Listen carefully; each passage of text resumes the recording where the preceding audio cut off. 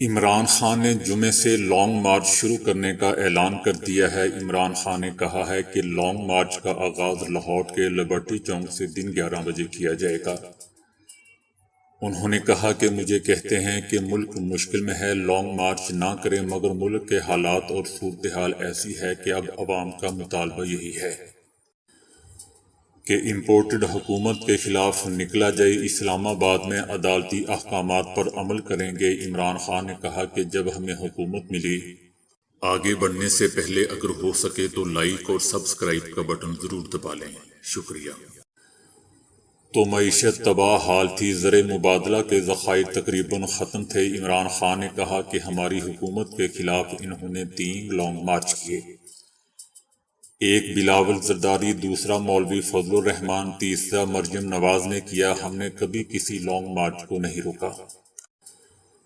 مریم نواز نے long march کیا تھا مگر گجر خاں میں کہیں ہوا میں تحلیل ہو گیا تھا۔ انہوں نے کہا کہ بیرونی سازش اور ارکان کو پیسے دے کر ہماری حکومت گرائی گئی۔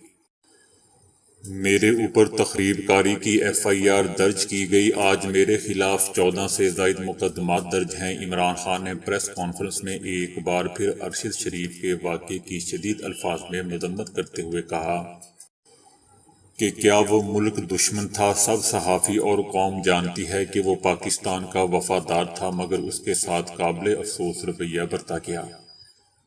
عمران خان نے کہا کہ سب جانتے ہیں کہ ارشد شریف محب وطن تھا اور اس کے گھر 2 شہادتیں تھیں۔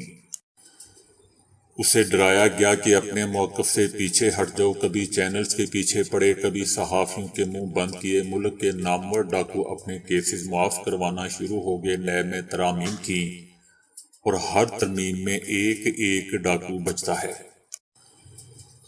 عمران خان کا کہنا تھا کہ اکنامک سروے میں چیک کر لیں کہ ہم کون سا پاکستان چھوڑ کر گئے تھے۔ ہمارے دور میں تیل کی قیمت $115 تک گئی، اب $90 پر ہے۔ ارشد شریف کی شہادت ایک ظلم ہے، اس کو ہم دبئی سے واپس بلا رہے تھے، اس لیے وہ جان بچانے کے لیے کینیا گیا۔ یہ لانگ مارچ چوروں سے آزادی حاصل کرنے کی جنگ ہے۔ ہم GT روڈ سے اسلام آباد پہنچیں گے، پورے پاکستان سے عوام اسلام آباد پہنچے گی۔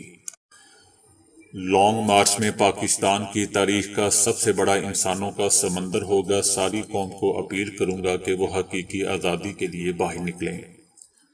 لانگ مارچ کا آغاز لاہور سے ہوگا، مگر ملک کے مختلف علاقوں سے قافلے اسلام آباد کے اطراف پہنچیں گے اور پھر وہاں میں اگلے لاہے عمل کا اعلان کروں گا۔